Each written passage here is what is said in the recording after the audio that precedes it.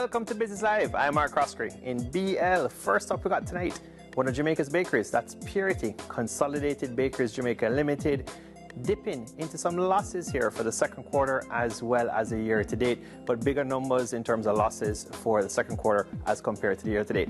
So Q2 here, the revenue dipping a bit as well to 241 million Jamaican from 244 million Jamaican year over year.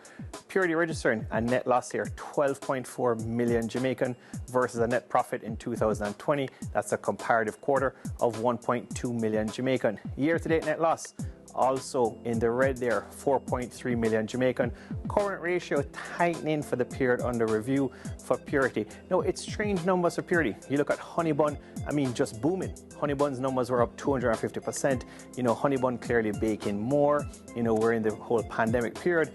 But the globe and in Jamaica, persons are eating more, probably staying home more, but Purity here throwing in a clinker. They've been doing this now for a couple of quarters. Next up, we got SOS here. That's Stationery Office Supplies Limited.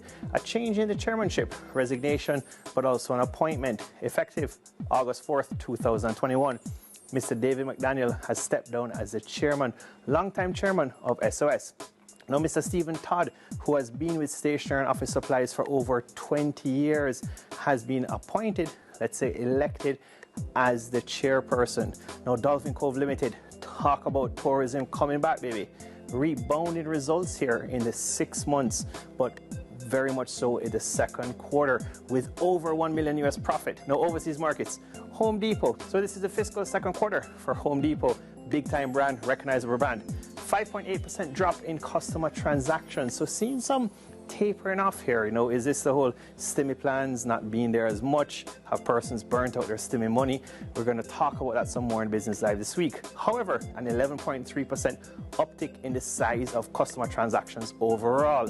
Now, the retailer, being careful, they're still not providing an outlook for the full year in terms of earnings. We know a lot of CEOs, CFOs out there, even in the US markets, they don't like to do that now as a pandemic is still going on, the whole Delta variant talk. Now, US same-store sales for Home Depot up only 3.4% compared to 25% the previous year. That's the number we want to talk about. 25% a year ago, now only up 3.4%.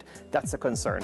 Now, net income for the quarter grew still nicely, up 500 million US. I mean, that's a lot of money. 4.81 billion compared to 4.33 billion year over year. Now, Michael Burry, you know, the guy who's well known for the whole, you know, housing crisis, made a ton of money off the housing crisis, call that 2008 period totally right, comes out with a public statement and says he's betting against Cathie Wood or ARK Fund, but in particular the ARK Innovation Fund. So he has this thing going on, you know, his Scion asset management company. He goes out investing put contracts, 2,355 against Cathie Wood on ARK Fund. We'll see if he makes some money on this. He bought them in the second quarter. He keeps holding them. We'll see what happens. Cathie Wood jumps on Twitter and says this guy just doesn't understand what she does, and also he doesn't understand the innovation market, all the things she's invested in. So a nice little war brewing here. We'll see who is right. I'm ARK Croskery. This is Business Live.